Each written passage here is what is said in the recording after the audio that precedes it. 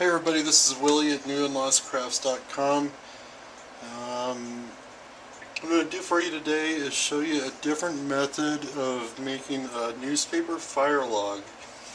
A while back I actually made this exact log using a fire log press that you can buy commercially, and I'll link to that video. But I bought that press from a company named Tula's.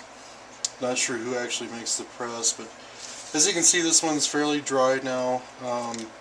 It's been maybe a week since I filmed that, but I'm going to show you a different method that doesn't require a press and is fun to do as well.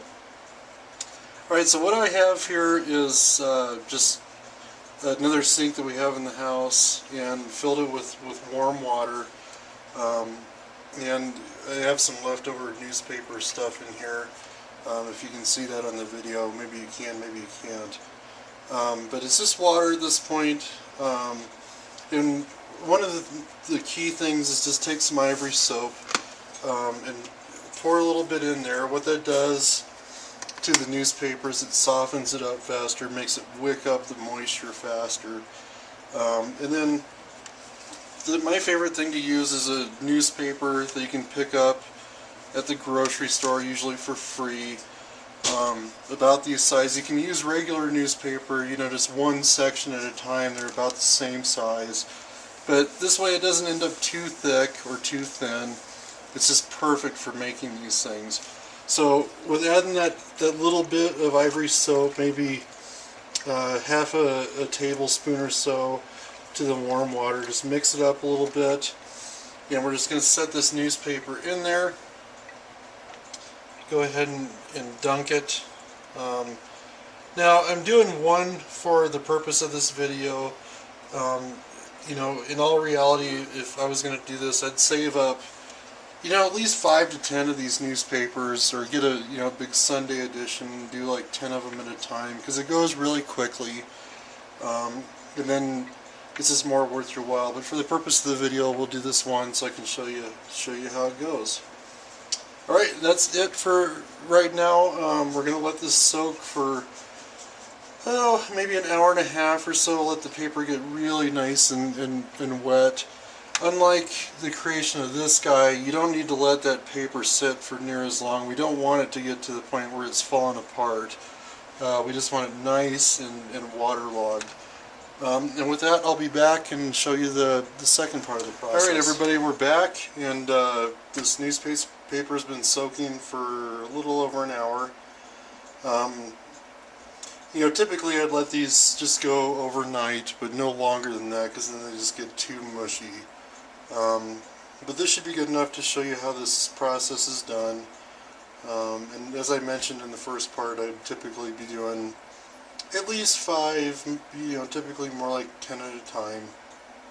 But what I do here is that you just have to get yourself something round. What I have here is just a dowel that I've been using. It's maybe 3/4 of an inch in diameter. That seems to work pretty well. And we're going to wrap this newspaper around this dowel real tightly, squeeze the water out. So I'm just going to grab this wet newspaper, kind of set it on the edge here, put the dowel in place, and kind of roll it. And I'm rolling it so that the short dimension is this way, the long dimension is the part that I'm rolling. Just try to keep it nice and even. And you can see it's already ripping a little bit, so it's definitely soaked long enough.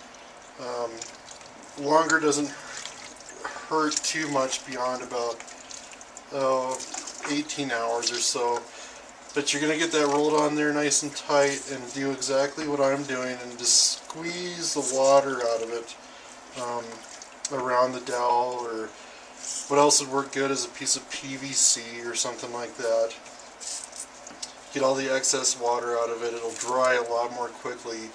And just like with the previous video, if you watch that one, you got to keep in mind you're not going to do this and go toss it on the fire in a half an hour. It's going to take several days, or depending on where you live, up to like a week to dry. But then once you have it around the dowel, all you have to do is pull the dowel out, or your PVC, and what you're left with is a hollow center and a nice little log that we're just going to sit here, let it dry, and we'll add it to the collection. And I'm going to treat you to something kind of fun. At the end of this video, I'm going to shut it off here, take another clip. But I'm going to show you, I've been doing this for, geez, I don't know, 6 to 8 months. I love making these things, and then I got the log press. I just think it's a great sustainable way to use, you know, waste newspaper, or, you know, the free newspaper that you can get from the grocery store. And we love sitting on our driveway, you know, on the nights in spring and fall where it gets a little bit chilly still, and we have a little fire pit, which I mentioned. We'll make a video and we'll combine several of these crafts, and I'll show you how they all work and how they perform. But what I'll do is I'll flip off here for a second. Like I said, I'm going to let this one dry, but I'll show you my stash of fire logs, and then we'll end it for today. Okay, everybody, we're back and out in my garage now. Like I mentioned, I wanted to show you, I've been doing this for a while, and give you an idea of what my fire log stash looks like. At this point, you can tell these puppies are dry, ready to burn whenever the weather gets to where I feel like going out and sitting on the front porch. It's a little bit too cold right now where we live. Have a couple of examples of the fire log press logs. You can kind of see the physical difference in between them. That'll be fun to experiment with. I've done it individually already, but it'll be fun to make a video. I'm looking forward to doing that for everybody who's watching. Anyway, that's it. Again, this is Willie at newandlostcrafts.com. You're looking at my fire log stash. Probably good for, I don't know, at least 6 to 8 little fires in the evening. But thanks for watching, and visit our website. And once more, newandlostcrafts.com. Take care. Bye-bye.